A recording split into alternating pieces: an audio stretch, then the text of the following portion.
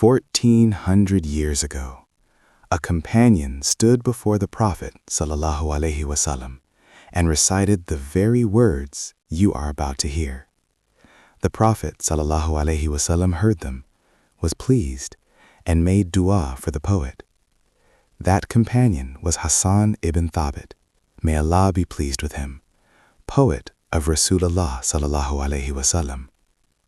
This naat was not written about the Prophet ﷺ from a distance. It was written in his ﷺ presence, heard by him ﷺ, approved by his ﷺ smile, and blessed by his ﷺ dua. I believe there is no naat in history with a more direct and sacred connection to Rasulullah ﷺ himself. He recited these verses directly before the Prophet, and he smiled. وأحسن منك لم تر قط عيني وأجمل منك لم تلد النساء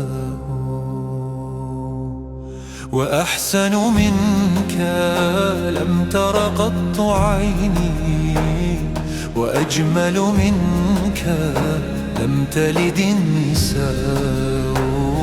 وأحسن منك لم تر قط عيني وأجمل منك لم تلد النساء وأحسن منك لم تر قط عيني وأجمل منك لم تلد النساء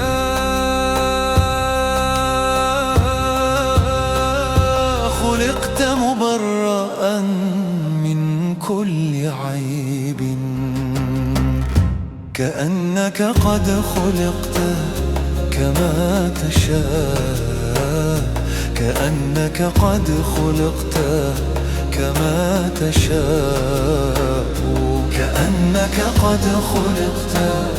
كما تشاء كأنك قد خلقت كما تشاء وأنت إذا عبست أضاء نور كنور البدر يجلو ما يشاء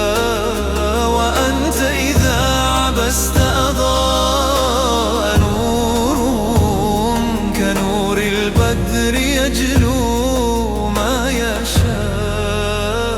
وما مدح الرجال له نظير وأنت لكل مادحة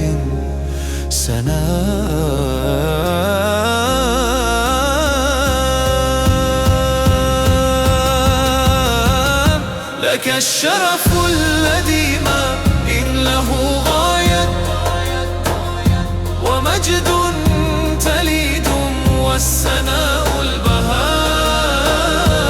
كالشرف الذي ما إن له غاية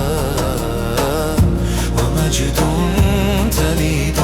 والسناء البهاء لك الشرف الذي ما إن له غاية ومجد تليد والسناء البهاء لك الشرف الذي ما إن له غاية ومجد تليد والسناء البهاء صلى عليك الله ما لاح كوب وما ناح في الأيك الحمام والشاء صلى عليك الله ما لاح كوب وما ناح في الأيك الحمام والشاء صلى عليك الله ما لاح كوكب وما ناح في الأيك الحمام والشاء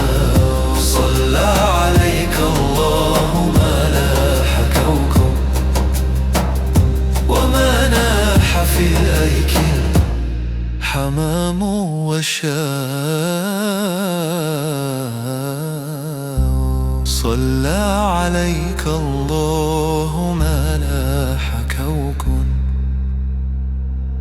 وما ناح في الأيك حمام وشاء